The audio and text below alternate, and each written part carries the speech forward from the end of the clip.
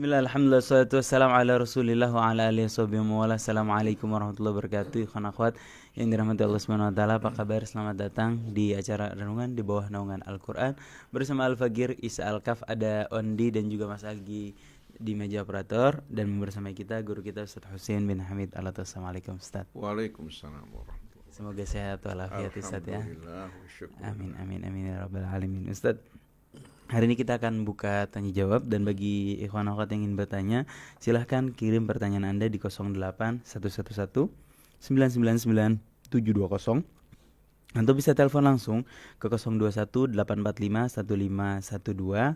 Namun kalau mau bertelepon harap tunggu jawabannya selesai atau seusai Ustadz membaca surat Al-Fatihah. Baik ikhwan akhwat, sambil menunggu pertanyaan dari ikhwan akhwat sekalian, sekali lagi Al-Fagir umumkan, bagi ikhwan akhwat yang ingin bertanya, kirimkan pertanyaan Anda di 08 1-nya 3 kali, 9-nya 3 kali, 720 melalui pesan WhatsApp, atau bisa telepon langsung di 021 845 1512. Mari sama-sama kita buka dulu dengan baca Ummul Quran surat Al-Fatihah. Tafadhal Ustaz. A'udzu billahi minasy syaithanir rajim. Bismillahirrahmanirrahim. Alhamdulillahi rabbil alamin. Ar-Rahmanir Rahim. Maliki yaumiddin. Iyyaka na'budu wa iyyaka nasta'in. Ihdinas siratal mustaqim. Siratal ladzina an'amta 'alaihim ghairil maghdubi 'alaihim waladdallin. Amin ya rabbal alamin. Allahumma arhamna bil Quran. Semoga dari bacaan surat Al-Fatihah tadi Allah bukakan pintu hidayah, pintu rahmat, dan Allah subhanahu wa ta'ala bukakan pintu rezeki untuk kita, rezeki ilmu yang mendekatkan kita kepada Allah subhanahu wa ta'ala. Amin ya rabbal alamin. Baik Ustaz, pertanyaan pertama dari Fatih. Ustaz, bagaimana kita mengetahui bahwa taubat kita diterima oleh Allah subhanahu wa ta'ala? Apa saja tanda-tandanya, dan bagaimana agar taubat kita benar-benar diterima oleh Allah subhanahu wa ta'ala? Terima kasih banyak Ustaz. Dari Fatih. Bismillahirrahmanirrahim. Alhamdulillahi rabbil alamin. Allahumma salli ala Muhammadin wa ali Muhammad. Rabbana zidna ilman walhiqna bis salihin. Assalamu alayka ya Rasulullah. Assalamu alayna wa ala ibadillahi salihin. Wassalamu alaikum warahmatullahi wabarakatuh. Waalaikumsalam. Dalam surah At-Tahrim Allah berfirman, Ya ayyuhalladzina amanu tubu ilallahi taubatan nasuha. Asa rabbukum an yukaffira ankum sayyiatikum. Asa rabbukum an yukaffira ankum sayyiatikum wa yudkhilakum jannatin tajri min tahtihal anhar. Yawma la yukhzillahu an-nabiyya walladzina amanu nuruhum yas'a baina aydihim wa bi aymanihim yaquluna rabbana atmim lana nurana waghfir lana innaka ala kulli syai'in qadir. Allah subhanahu wa ta'ala mengajak dan menyeru kita semua, wahai orang yang beriman, bertaubatlah kalian kembali kepada Allah dengan taubat yang murni, dengan taubat yang murni, yang tulus, tidak berencana kembali melakukan perbuatan dosa, menyesali perbuatannya. Apabila sangkut paut antara dia dengan manusia diselesaikan baik dengan mengembalikan hak mereka, atau kita memohon keikhlasan mereka. Apabila kita sungguh-sungguh bertaubat kepada Allah subhanahu wa ta'ala, Allah subhanahu wa ta'ala akan membuka pintu ampunannya. Allah subhanahu wa ta'ala yang maha pengasih lagi maha penyayang. amat mencintai hamba-hambanya yang bertaubat. Oleh karena itu, Allah Subhanahu wa ta'ala mengajak menyeru dalam surah Az-Zumar, "Qul ya ibadiyalladzina asrafu ala anfusihim la taqnatu min rahmatillah." Katakan, wahai hamba-hambaku yang telah melampaui batas, jangan kalian putus asa dari rahmat Allah. Innallaha yaghfiru dzunuba jami'a. Allah akan menghapuskan dan mengampuni seluruh dosa. Innahu huwal ghafurur rahim. Sungguh dia maha pengampun lagi maha penyayang. Dan perlu kita fahami bahwa dosa kejahatan yang dilakukan manusia sedikit pun tidak mengurangi kebesaran Allah, tidak mencemari kesuciannya. Tapi dosa perbuatan manusia kembali efek buruknya kepada manusia.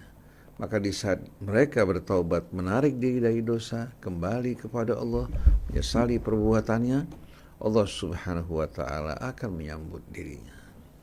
Oleh karena itu, hendaknya kita bersungguh-sungguh kembali bertaubat kepada Allah. Dan Allah berfirman dalam suratul Baqarah, "Innallaha yuhibbut tawwabin wa yuhibbul mutatahhirin." Allah amat mencintai hamba-hambanya yang selalu bertaubat kepadanya. Tawwab merupakan kata superlatif atau mubalaghah dari taib, yang artinya kembali pada Allah. Tawwab, orang yang sering-sering kembali kepada Allah, karena manusia tak luput dari dosa dan kesalahan. Wa yuhibbul mutatahhirin, dan Allah amat mencintai orang yang mensucikan dirinya, bersih secara lahir, bersih juga secara batin yang akan melahirkan amal perbuatan, tutur kata yang bersih dan indah.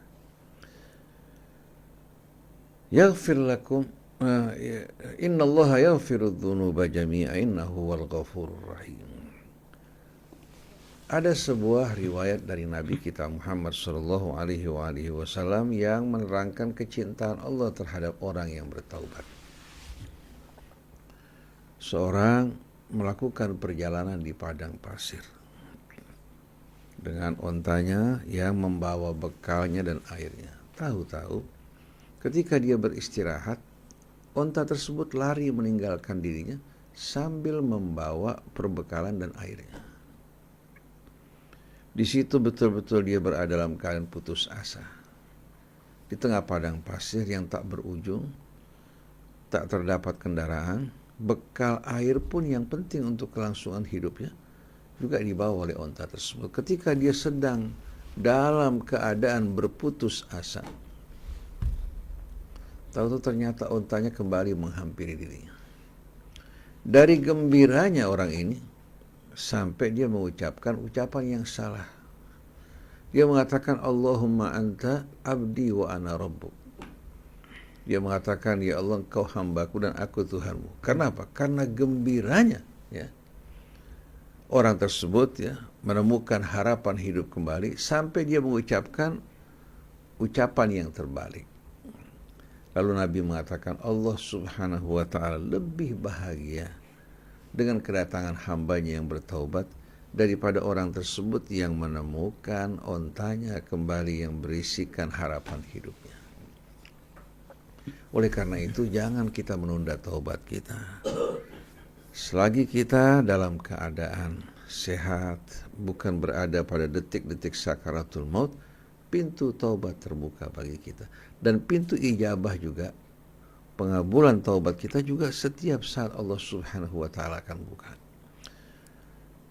Rasulullah sallallahu alaihi wasallam bersabda, "Innallaha yaqbalu taubata abdih ma lam yugharqir." Allah akan menerima taubat hambanya selagi nyawanya belum sampai di mana? Dan ini diperkuat oleh ayat Al-Quran atau ditegaskan Al-Quran, sedangkan riwayat tadi sebetulnya hanya memberikan perumpamaan. Walaysat innamat taubatu 'ala Allah lilladzina ya'maluna as-su'a bi jahalatin thumma yatubuna min qarib fa ulaika yatubullahu 'alaihim wa kana Allahu tawwabar rahim atau wa kana Allahu ghafurur rahim. Aliman hakim. Coba lihat. Bijahal. Innamat taubatu 'alallahi lilladzina ya'maluna su'a bijahalah thumma yatubuna min qarib faulaika yatubullahu 'alaihim wa kana Allahu aliman hakima. Sesungguhnya taubat yang disambut dan dikabulkan oleh Allah Subhanahu wa taala itu bagi mereka-mereka yang berbuat dosa. Kemudian mereka segera kembali bertaubat kepada Allah. Yang tidak menunda-nunda taubatnya. Innamat taubatu 'alallah lilladzina ya'maluna su'a bijahalah. Allah Subhanahu wa taala hanya menerima taubat dari mereka-mereka yang berbuat keburukan bijahalah. Kita bedakan di sini antara jahalah sama jahlun. Kalau jahlun, jahila yajhalu jahlan, itu menggambarkan orang yang tidak tahu bahwa ini salah. Tapi kalau jahalah itu, orang tahu bahwa ini perbuatan salah, perbuatan dosa, tapi karena dia dikuasai hawa nafsunya, kelalaiannya, dia melakukan dosa tersebut. Itu perbedaan antara jahlun sama jahalah. Seperti katakan saghira yasgharu. Masdarnya saghar. Saghar bukan arti kecil, tapi apa? Artinya hina. Hina. Begitu juga kata safaha. Safaha maknanya hampir sama dengan jahalah. Jadi Allah Subhanahu wa taala akan menerima taubat dari orang yang melakukan perbuatan dosa atas dasar kebodohan, lemah di hadapan hawa nafsunya. Oleh karena itu dalam menerangkan arti jahalah, al-jahalah biddul hilmi. Nah, Nabi Allah Adam ketika dia memakan buah terlarang, tahu nggak itu dilarang? Tahu kan? Bukan dalam keadaan bodoh. Nah, dia makan buah tersebut, akhirnya terkena imbas dari kesalahannya, pakaiannya terlucuti kemudian turun ke bumi. Nah, Nabi Allah Adam begitu melakukan hal tersebut, kemudian dia sadar berbuat kesalahan, dia segera bertaubat kepada Allah. Jadi sesungguhnya taubat akan diterima oleh Allah Subhanahu wa taala dari orang yang melakukan perbuatan dosa atas dasar kebodohan, kelemahan dirinya. Kemudian mereka segera bertaubat dalam waktu dekat. Karena kalau dia menunda-nunda taubatnya, bisa saja datang sakaratul maut menjemput dirinya. Nah, pada saat sakarat pintu taubat tertutup.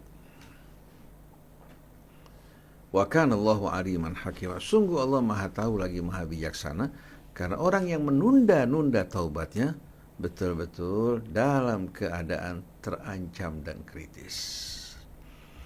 Kita tidak tahu kapan datang panggilan Allah Subhanahu wa taala, dan dosa apabila ditunda-tunda akan semakin mengakar dan kuat, menimbulkan kecanduan dan berat untuk kita tinggalkan. Lalu ayat berikutnya, walaisatit taubatu lilladzina ya'maluna sayyi'at hatta idza hadara ahadahumul maut qala inni tubtu an walal ladzina yamutuna wa hum kuffar ulaika a'tadna lahum adzaban alima. Dan taubat tidak akan diterima dari siapa? Orang yang melakukan berbagai macam perbuatan dosa, sayyi'at jamak. Begitu datang detik-detik sakaratul maut, baru dia mengatakan sekarang saya bertobat. Sama dengan Firaun, berulang kali diberikan kesempatan, pada saat sakarat dia mengatakan sekarang saya beriman kepada Tuhannya Musa dan Harun. Jadi begitu datang sakaratul maut dia mengatakan saya bertobat, atau dia mati dalam keadaan musyrik, maka bagi mereka kami sediakan azab yang maha pedih. Jadi yang mesti kita perhatikan di saat kita ingin bertaubat, pertama rasa sesal di hati kita, kedua kita segera bertaubat, jangan menunda-nunda taubat kita. Oleh karena itu Imam Ali mengatakan kalau kamu berbuat dosa kesalahan, jangan kamu tidur sebelum kamu sholat kemudian kamu mohon ampun pada Allah. Jangan menunda. Kemudian kamu betul-betul bertekad untuk meninggalkan dosa tersebut dan tidak berencana untuk kembali. Dan kamu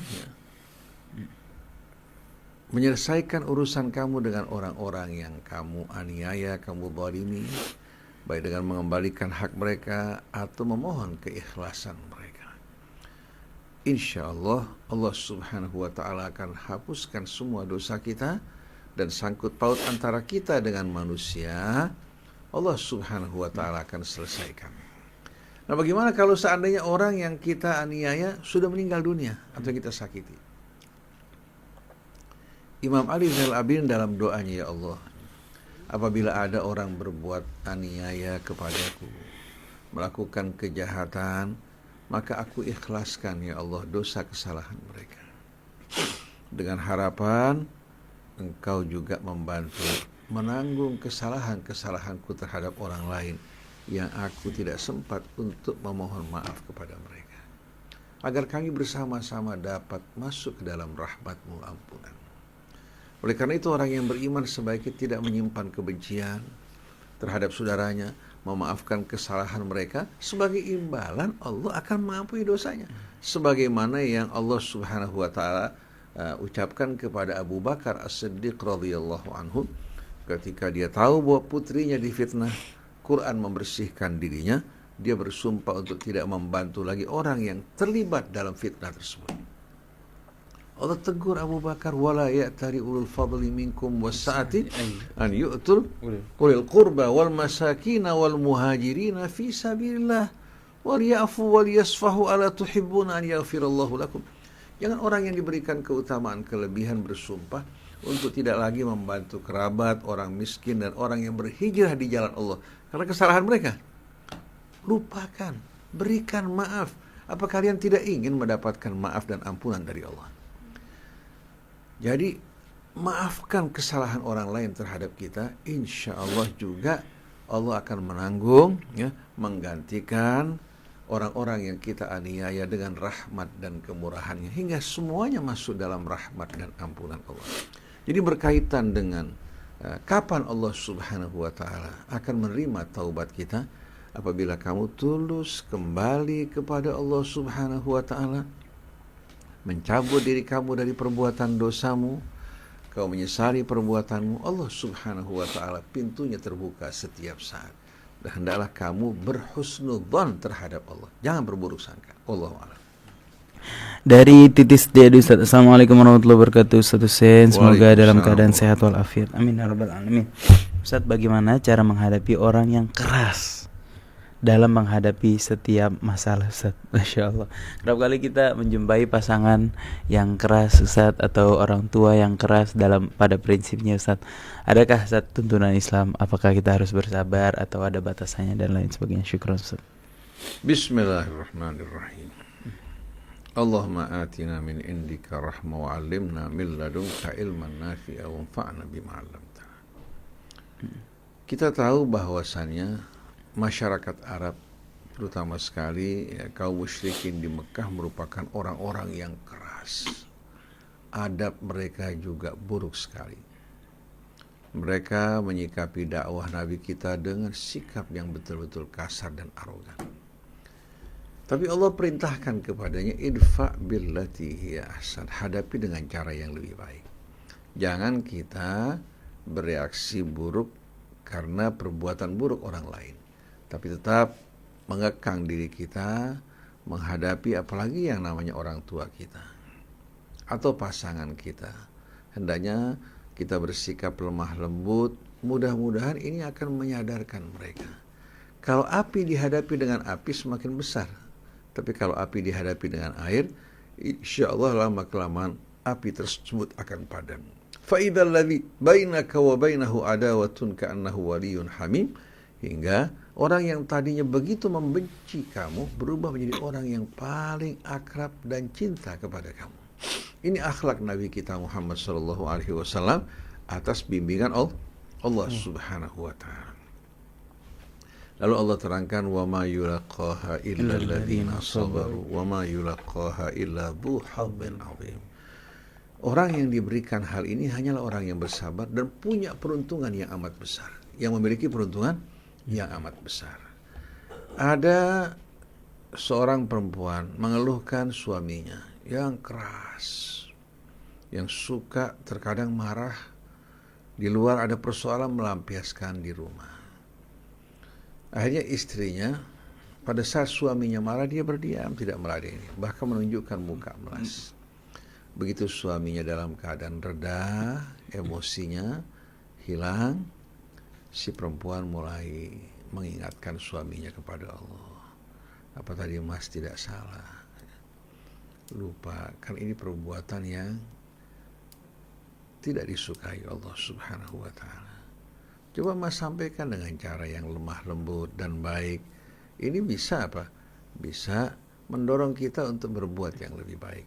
Artinya dengan cara-cara yang lembut, bacakan ayat Allah Subhanahu wa ta'ala, tapi bukan pada saat dia dalam keadaan marah. Tunggu sampai dia reda. Ini sebetulnya merupakan metode yang Allah perintahkan kepada Rasulnya Shallallahu Alaihi Wasallam. Dan Allah mengatakan khudil afwa wa'mur bil urfi wa'arid anil jahilin. Hendaklah kamu dalam menghadapi orang selalu mengambil sikap memberikan maaf. Apalagi kalau kita tahu dia salah, kita dalam kebenaran. Sebagai ungkapan syukur kita yang benar, kita bersabar menghadapi orang yang bodoh. Kemudian wa'mur bil urfi, ajak kepada yang ma'ruf. Artinya bukan mengajak kepada sesuatu yang asing. Kemudian wa'arif anil jahilin, berpalinglah dari orang bodoh, jangan kita meladeni mereka. Apalagi kalau berhadapan dengan orang tua. Di saat dia marah, bersikap keras, kalau dia memerintahkan kita perintah yang salah, tidak boleh kita ikuti. Seperti seorang ibu, karena cemburu pada menantunya, takut kalau sampai anak laki-lakinya lupa kepada orang tuanya. Padahal anaknya berbakti luar biasa. Si ibu suruh menzalimi istrinya. Padahal sudah punya anak, sudah apa. Lalu si anak bilang sama ibunya, "Ma, saya diperintahkan Allah ya, untuk taat kepada Allah dan hormat berbuat baik pada ibu. Tapi kalau ketaatan saya pada ibu menzalimi orang lain, saya akan jerumuskan diri saya dan ibu ke dalam api neraka dan murka Allah. Kita tidak akan selamat. Jadi ibu tidak perlu khawatir saya akan lupa pada ibu, tapi ibu jangan minta dari saya untuk berbuat aniaya yang akan menjadi dosa yang besar buat saya dan ibu." Jadi si anak menjaga keseimbangan. Dia tetap perlakukan istrinya dengan mulia, ya, tidak menzaliminya, apalagi berdampak pada anak-anaknya kan. Kalau sampai ibunya dizalimi, gimana anak-anaknya? Dan anak-anak merupakan amanat mental, mereka bisa rusak, mereka bisa mengalami trauma, belum lagi menyangkut hak orang lain. Nah, kita hormati ibu kita, perlakukan mereka dengan mulia. Oleh karena itu dalam Quran, tidak ada perintah dalam Al-Quran atau wasiat dari Allah untuk mentaati orang tua secara mutlak. Ada nggak? Ya. Yang ada, wa wassaynal insana biwalidayhi ihsana. Allah nggak perintahkan anak untuk taat mutlak pada orang tua, tidak. Kenapa? Karena kalau Allah perintahkan demikian, bagaimana kalau perintah mereka salah? Wa in jahadaka 'ala an tusyrika bima laysa laka bihi ilmun fala tuti'huma. Kalau keduanya memaksa kamu untuk mempersekutukan aku dengan sesuatu tanpa dasar kebenaran, jangan taati mereka. Tapi wasahibhuma fid dunya ma'rufa. Jadi kalau ayah ibu minta sesuatu yang tidak benar, katakan, "Maaf, ini merupakan hal yang dilarang. Inni akhafullah rabbal alamin." Tapi kalau di luar yang diharamkan Allah, saya akan berupaya untuk berbakti dan berbuat kebaikan pada ayah ibu. Nah, begitu juga istri terhadap suami. Kalau suami meminta sesuatu yang tidak benar, ya, istri tidak boleh melakukan hal tersebut. Contoh, kadang-kadang seorang laki-laki ya, yang mungkin mempunyai kelebihan syahwat, dia mengajak istrinya berkumpul pada saat datang bulan. Itu kan dilarang dalam agama. Wa yas'alunaka 'anil mahid qul huwa adzam fa'tazilun nisaa fil mahid wa la taqrabuhunna hatta yathuran. Si istri bisa menolak pada saat. Di saat dia menolak, dia tidak melakukan kesalahan dan dosa. Begitu juga kalau istrinya diperintahkan untuk melakukan perbuatan yang diharamkan Allah, tidak boleh sama sekali dia ikuti suami, walaupun konsekuensinya harus berpisah dari suami. Tapi dalam urusan yang halal, yang benar, yang menjadi kewajiban dia laksanakan. Jadi Islam tidak memerintahkan kita untuk taat patuh secara buta, baik pada pasangan kita, baik orang tua kita, tapi kita diperintahkan berbuat ihsan kepada mereka. Wa wassaynal insana biwalidayhi ihsana. Karena ketaatan kita pada orang tua itu merupakan bahagian dari ketaatan kepada Allah. Kalau ketaatan pada orang tua berlawanan dengan ketaatan kepada Allah, tidak boleh kita ikuti. Jadi hendaknya kita berupaya untuk selalu bersikap baik, menyampaikan kata-kata yang lembut dan indah sebagaimana yang Allah katakan, kalimah thayyibah kasyajaratin asluha thabitun wa far'uha fis sama. Kalau pohon yang thayyib, yang daunnya rindang memberikan keteduhan, penuh dengan buah-buahnya, kalau orang melempar pohon dengan batu, pohon akan menjatuhkan buah, bukan batu yang dijatuhkan, tapi menjatuhkan buah. Berbeda dengan pohon duri. Kalau kita katakan melontar ke pohon duri, patah, dia punya apa? Dia punya dahan, bisa mengenai kita, bukan buah yang kita dapatkan, tapi duri. Jadi kita hendaknya selalu berpegang pada kebenaran. Ada sebuah riwayat menarik. Dalam sebuah riwayat, walaupun riwayatnya tidak kuat, tapi maknanya sesuai dengan apa yang diterangkan Al-Quran. La takunu imma'ah. Jangan kalian bersifat imma'ah. Tahu imma'ah enggak? Imma'ah itu pelin-pelan. Ketemu siapa aja, ana ma'ak, saya bersama kamu. Dia membudab-budab, beda. Jadi ketemu siapa aja, Ayo. ana ma'ak. Dia tidak mau sama sekali menunjukkan sikap dia sebenarnya. In ahsanan nas, ahsantum, orang baik kalian ikut baik. Wa in asa'u, ya, kalian juga apa? Asa'tum, kan berbuat buruk. Tapi wattidu anfusakum, teguhkan diri kalian sebagai seorang muslim. In ahsanan nas an tuhsinu. Kalau orang baik, kalian juga berbuat lebih baik. Wa in asa'u alla tadlimu, kalau mereka berbuat buruk, kalian jangan zalim. Artinya boleh menghukum, kalau memberikan maaf lebih baik lagi bagi kalian. Di dunia ini kita sering hitung-hitungan, masalah kecil dihitung. Tapi begitu orang sampai pada detik sakaratul maut atau menghadapi hari hisab, dia menyesal. Kenapa hal-hal kecil dia hitung, tidak mengutamakan hal yang besar? Coba dia bersabar, innama yuwaffas sabiruna ajrahum bighairi hisab. Apalagi kita bersabar terhadap pasangan kita, terhadap orang tua kita. Dan hidup ini cobaan. Dulu orang tua kita menghadapi, kalau belum mampu, dia bisa menundanya. Kalau orang tuanya tidak mampu, kapan dia mampu? Dia bisa melakukan akikah. Ada sebagian pendapat mengatakan akikah itu hanya pada hari ke-7. Kalau lewat hari ke-7, bukan lagi akikah. Saya mau tanya, ketika Nabi Ismail dikorbankan, ketika hari ke-7 usianya apa, sudah dewasa? Udah. Falamma balagha ma'ahu sa'i, ketika sudah bisa berusaha bersama ayahnya.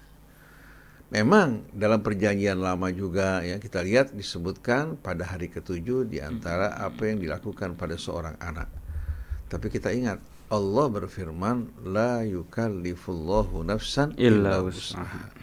Ma ja'ala 'alaikum fid dini min haraj. Yuridullahu bikumul yusra wa la yuridu bikumul usra. Jadi ada orang sampai dewasa dia belum diakikahkan. Akhirnya dia bertanya, Ustaz, saya belum diakikahkan karena orang tua saya itu hidupnya betul-betul dalam kondisi yang amat prihatin. Jangankan akikah, hari-hari aja susah. Sekarang saya alhamdulillah punya apa? Punya kelebihan. Bisa nggak saya mengakikahkan diri saya? Bisa.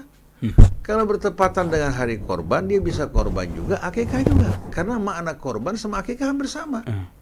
Makna korban sama akikah sama, karena di hari ke-7 orang tua menyembelih akikah untuk anaknya. Apa yang diniatkan?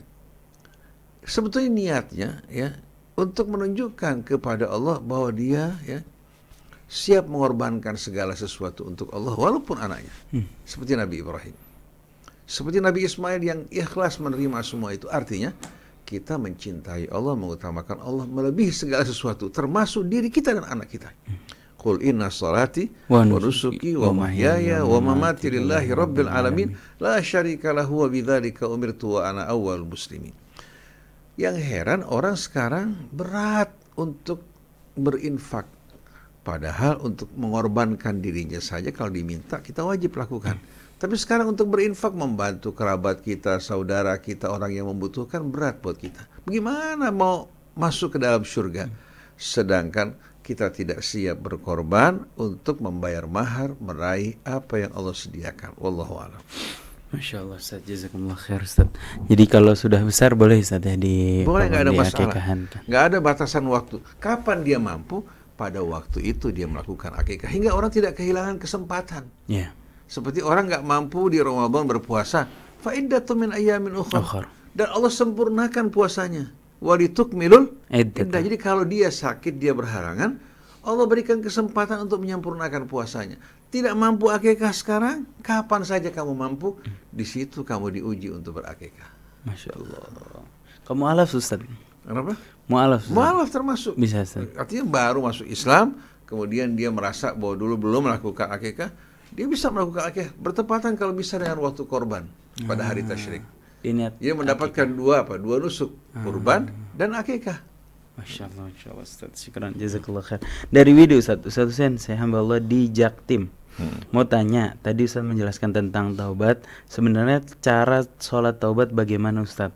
Apakah boleh jika tidak hafal surat An-Nisa dan bacaan lain yang tertera dalam buku? Dan waktu terbaiknya kapan Ustaz? Jazakallah khair. Dari Widi. Bismillahirrahmanirrahim. Widi. Kalau kita berbuat dosa di pagi hari kemudian kita sadar, segera kita sholat. Dan tidak ada bacaan tertentu yang dicontohkan dari Nabi kita Muhammad SAW. Bisa membaca Qul ya ayyuhal kafirun dan Qul huwallahu ahad. Bisa membaca juga Sabbihisma rabbikal a'la dan hal ataka hadithul ghasyiyah. Bisa membaca surat An-Nasr, idza jaa nasrullahi wal fathu, ya.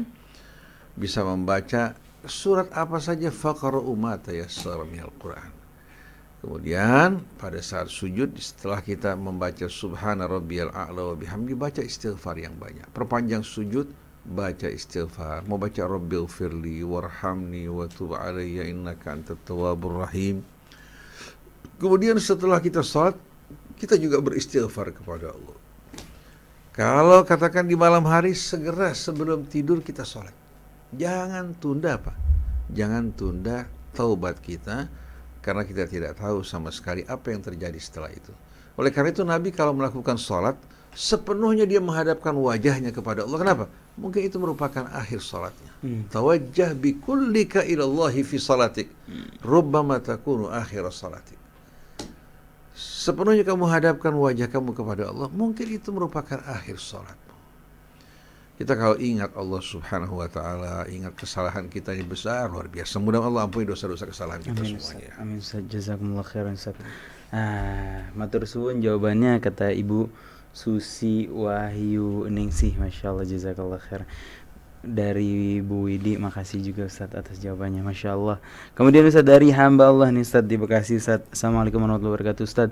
Benarkah al-waqiah akan membukakan pintu rezeki, dan sejatinya amalan apa yang menyebabkan seseorang dibukakan pintu rezekinya oleh Allah Subhanahu wa taala? Saya sudah belum bekerja Ustaz, udah berapa bulan. Syukran, jazakallah khair. Bismillahirrahmanirrahim. Banyak orang membaca surah-surah Al-Quran.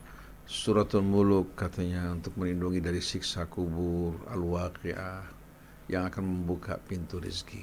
Ini sebetulnya riwayat-riwayat di seputar ini amat lemah. Ada sebuah riwayat seorang yang memalsukan hadis yang menerangkan keutamaan Al-Quran. Sewaktu dia meninggal dunia, dia mengatakan, saya telah membuat hadis-hadis yang menjelaskan keutamaan Al-Quran. Tujuannya bukan untuk merusak Islam, tapi karena saya lihat orang beralih dari Al-Quran menuju filsafat dan lain sebagainya, sengaja saya buat hadis ini supaya menarik mereka untuk kembali kepada Al-Quran. Oleh karena itu banyak riwayat-riwayat dalam keutamaan yang disebutkan dalam hadis-hadis, sebetulnya hadisnya lemah. Dan ketahuilah, Quran itu jauh lebih agung, lebih mulia daripada apa-apa yang disebutkan dalam mana? Dalam riwayat tersebut. Ini merupakan kitab yang mulia, yang agung dari sisi Allah. Tujuan diturunkan bukan hanya dibaca, resapi bagaimana suratul Waqiah menjelaskan orang terbagi pada 3 golongan di hari kemudian nanti. Yang dulu di dunia mulia direndahkan, yang dulu direndahkan diangkat derajatnya karena iman dan ketakwaannya pada Allah. Nah, resapi surah ini, insya Allah Anda akan dapatkan yang lebih mulia daripada apa yang disebutkan dalam riwayat-riwayat tersebut. Adapun untuk mendapatkan rezeki, hendaknya hati kita sepenuhnya berharap kepada rahmat Allah Subhanahu wa ta'ala. Dan di antara yang menghalangi rezeki adalah dosa. Kemudian berburuk sangka juga terhadap Allah Subhanahu wa ta'ala. Kalau kita kembali kepada Allah, coba renungkan sama-sama. Allah Subhanahu wa ta'ala memberikan kita pembuka pintu rahmat dunia dan akhirat. Kita baca tapi jarang kita resapi. Bismillahirrahmanirrahim. Ba di sini lil istishab wal isti'anah. Artinya apa? Dalam seluruh aktivitas hidup kita selalu kita bersama Allah yang Rahman dan Rahim. Sebagaimana kita berasal dari Allah, maka kita dalam hidup ini ya, selalu bergantung kepadanya. Allah Ar-Rahman Ar-Rahim. Dua nama yang berasal dari akar kata yang sama, yaitu rahmah. Tapi masing-masing menunjukkan arti khusus. Rahman menunjukkan apa? Allah Subhanahu wa ta'ala yang rahmatnya meliputi segala sesuatu, baik yang beriman, yang tak beriman ya. Begitu juga hewan, tumbuh-tumbuhan, termasuk jin. Alam semesta ini merupakan manifestasi dari nama Allah Ar-Rahman. Sedangkan Ar-Rahim adalah nama yang menunjukkan rahmat Allah yang khusus yang Allah berikan bagi mereka yang bertaubat, yang kembali kepadanya, yang mengikuti petunjuk Allah, yang menyambut seruannya. Manifestasinya ya, Allah berikan hidayah ke dalam hatinya. Bukan hanya hidayah dalam arti penerangan, tapi hidayah Allah masukkan. Allah lapangkan hidupnya, Allah murahkan rezekinya. Sebagaimana firman Allah, "Man yattaqillah yaj'al lahu makhraja wa yarzuqhu min haitsu la yahtasib." Jadi Anda kalau seandainya ingin mendapatkan kemurahan rezeki, ya, Anda berhusnudzon terhadap Allah yang Maha Pengasih lagi Maha Penyayang, yang rahmatnya meliputi segala sesuatu. Kemudian istighfar juga membuka pintu rezeki. Kemudian hendaknya Anda bertakwa kepada Allah. Oleh karena itu Anda kalau dalam keadaan tertutup, coba berulang kali baca Bismillahirrahmanirrahim. Dalam perjalanan Bismillahirrahmanirrahim. Anda membaca ya, basmalah ya, membuka pintu rahmat Allah. Mustahil Allah tidak akan membukakan buat Anda. Dengan Anda mengulang-ulang Bismillahirrahmanirrahim, Bismillahirrahmanirrahim, sambil Anda berusaha, insya Allah setelah Anda berulang kali mohon kepada Allah, Allah Subhanahu wa ta'ala akan bukakan pintu rahmat yang seluas-luasnya, rizki, ya, hidayah, juga keberkahan dalam kehidupan rumah tangga kita. Jadi baca Bismillahirrahmanirrahim, kemudian baca istighfar dan selawat kepada Nabi kita Muhammad SAW. Tidak usah panjang-panjang. Bismillahirrahmanirrahim, ya. Bismillahirrahmanirrahim, Bismillahirrahmanirrahim. Astaghfirullahaladzim, Astaghfirullahaladzim. Setelah itu baca Allahumma sholli ala Muhammadin wa ali Muhammad. Ulangi lagi.